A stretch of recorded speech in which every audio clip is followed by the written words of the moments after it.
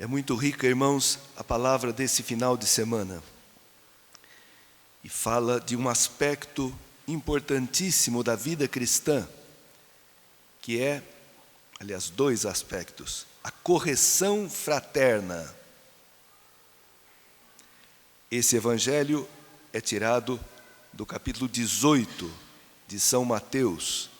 Todo o capítulo 18 é um discurso sobre a igreja. O Evangelho de Mateus tem 5 grandes discursos. O primeiro é o Sermão da Montanha, né? Depois tem o discurso missionário, capítulo 10º. Depois o discurso das parábolas, capítulo 13. Depois o capítulo 18 é o discurso sobre a igreja. Coisas importantíssimas para a vida em comunidade. Nós vivemos em comunidade. Vivemos em família, temos no trabalho também colegas, companheiros. E hoje Jesus enfoca um aspecto importantíssimo, que é a correção fraterna, que deve ser fruto do amor. Por isso que a segunda leitura fala que o amor é a plenitude da lei. Quem ama, cumpre todos os mandamentos. Quem ama não mata, pelo contrário, dá a vida quem ama. Quem ama não adultera, porque é fiel e ama a fidelidade. Quem ama não cobiça, porque se alegra com o bem, o sucesso, a riqueza do outro. O amor é a plenitude da lei. Santo Agostinho, genial, ele fala: ame e faça o que quiseres. Olha só que frase maravilhosa. Ame e faça o que quiseres. Porque se você tiver amor, qualquer coisa que você fizer será boa. Não vai prejudicar ninguém, pelo contrário, será uma ação que vai edificar, que vai construir, que vai ajudar, que vai fazer o bem. Então, a correção fraterna deveria e deve ser fruto do amor. Quem ama, corrige. Quem não ama, bajula. Cuidado com os bajuladores. O demônio é bajulador. Ele é o pai da mentira. Ele sempre nos bajula. Ele infla o nosso ego. Ele te diz: você é o melhor pai do mundo. Por isso, tua mulher não pode falar nada para você, porque você é o cara. Ou você é a melhor mulher, a melhor dona de casa do Brasil. Ninguém pode chamar a tua atenção em nada. E não é verdade. Você é o melhor padre, Márcio. Ninguém fala como você. Fala demais, aliás. E o demônio é um mentiroso. Ele infla o nosso orgulho para que o orgulhoso não aceita de ser corrigido. Não aceita. Ele se rebela. Ele fica bravo. Ele acusa o outro. Corrija o humilde e ele te agradecerá. Corrija o orgulhoso e ele vai brigar com você, vai te insultar e vai te rejeitar.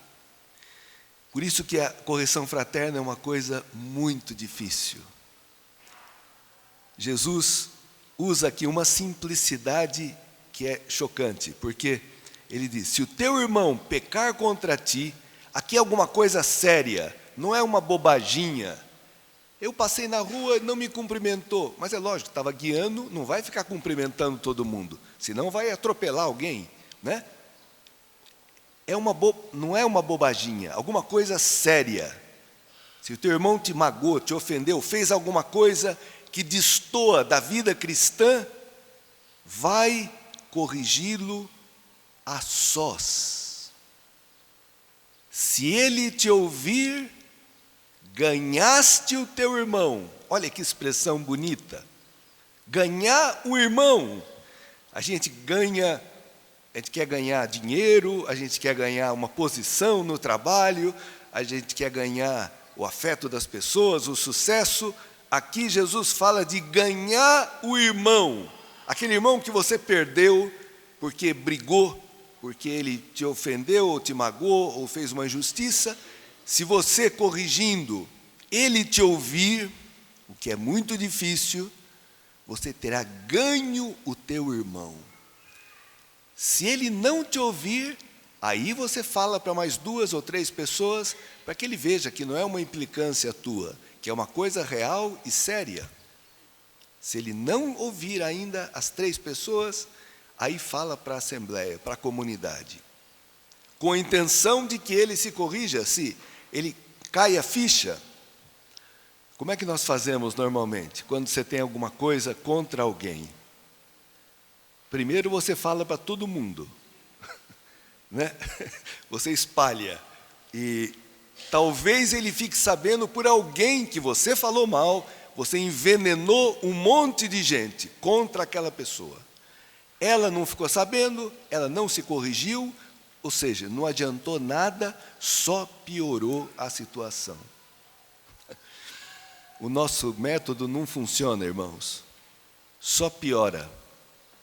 Mas o método de Cristo respeita a pessoa, dá uma chance e faz uma obra de caridade. Feliz de quem tem alguém na sua vida que o corrige, que é sincero, porque às vezes as pessoas não corrigem porque elas não têm liberdade. Se eu falar alguma coisa do outro, eu vou dar liberdade para ele falar de mim, e eu não quero.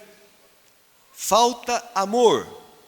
Um pai que não ama o filho não corrige, deixa ele no erro.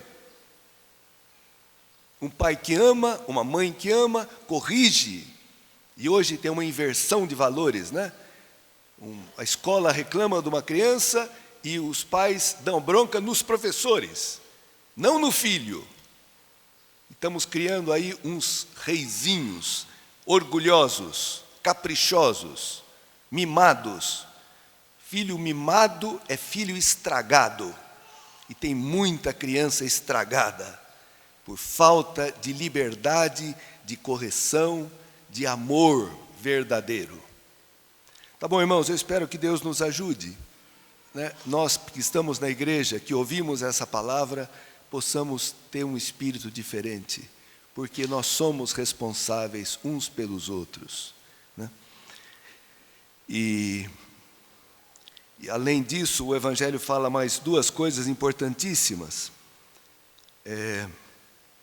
Se 2 de vós estiverem de acordo na terra sobre qualquer coisa que quiserem pedir, isso lhe será concedido pelo meu Pai.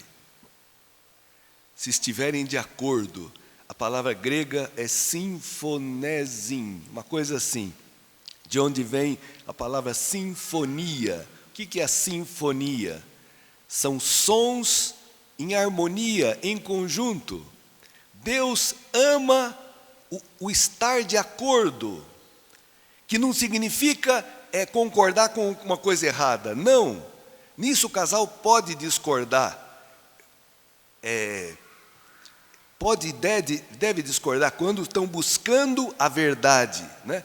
Mas Deus ama quem está de acordo e atende, né? Porque Deus é comunhão perfeita. Deus é Pai, o Filho, que se amam desde sempre, para sempre. Esse amor do Pai pelo Filho, do Filho pelo Pai, é uma pessoa, é o Espírito Santo.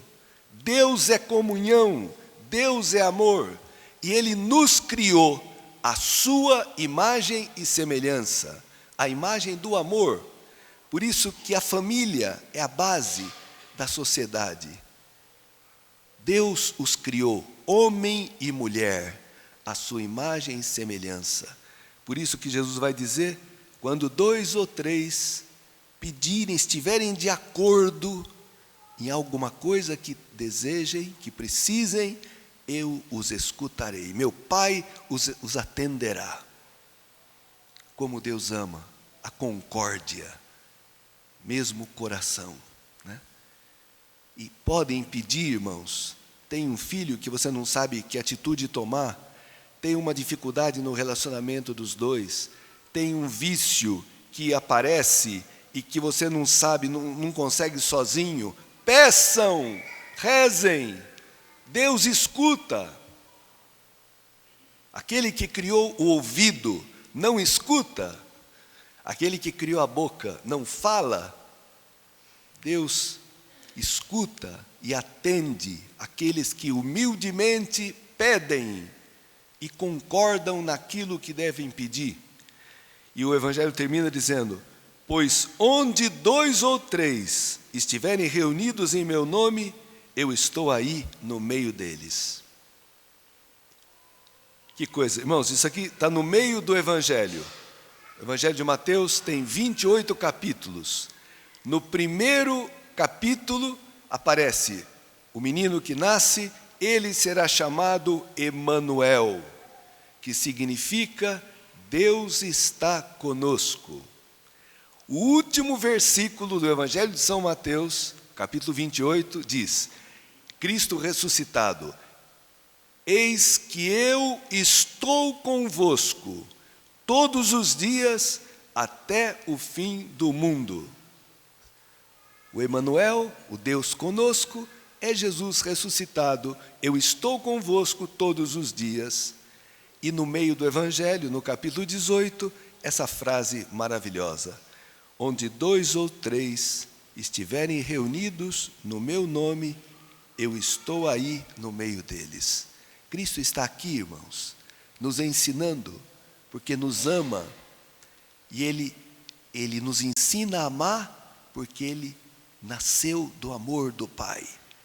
E Ele vive desse amor. E Ele quer que na igreja, na comunidade cristã, ela reflita no mundo o amor de Deus, a sabedoria de Deus, onde um é responsável pelo outro, um corrige o outro. O individualismo nos faz muitas vezes dizer: não tenho nada com isso, o problema é teu, o problema é dele, né? Não, irmãos, somos todos responsáveis uns pelos outros. Vocês viram a primeira leitura?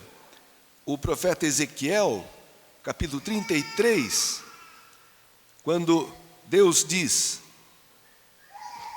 quanto a ti, filho do homem, eu te estabeleci como vigia para a casa de Israel. Vigia, sentinela. Os povos viviam invadindo uns aos outros as cidades. O papel do sentinela era fundamental.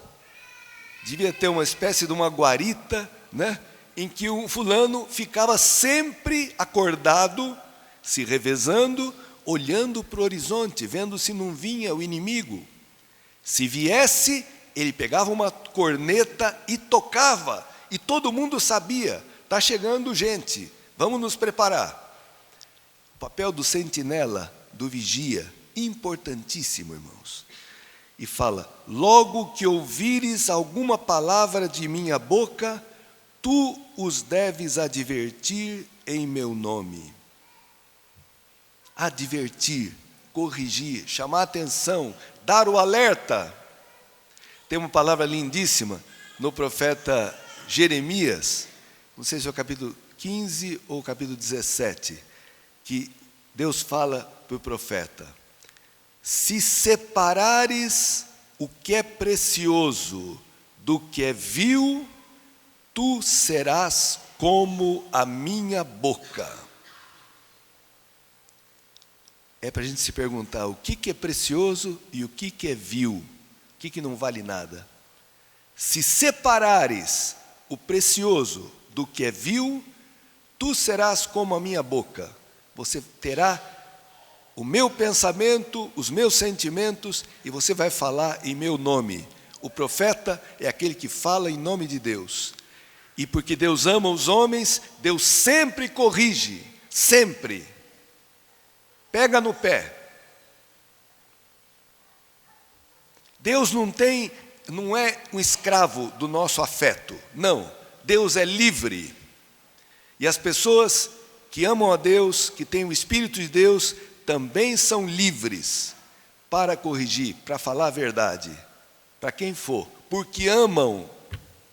O amor não deixa ninguém acomodado. Não, o problema é dele, que se dane, que se vire. Não, como?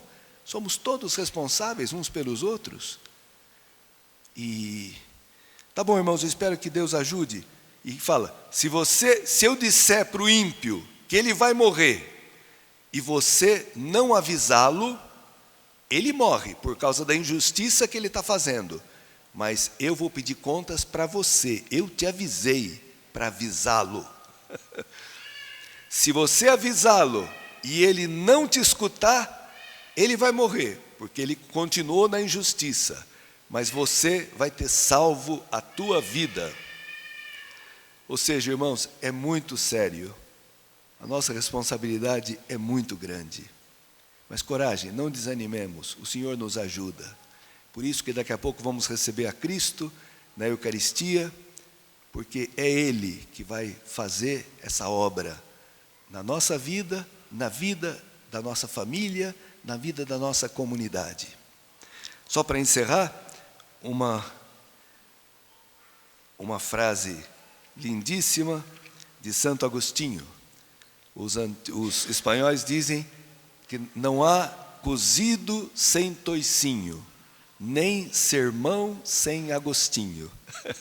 Então, eu vou terminar o sermão com uma frase lindíssima de Santo Agostinho, que eu já falei. Ama e faça aquilo que quiseres. Seja que tu cales por amor. Seja que tu fales por amor. Seja que tu corrijas por amor. Seja que tu perdoes, perdoa por amor. Esteja em ti a raiz do amor, pois que desta raiz não pode proceder senão o bem.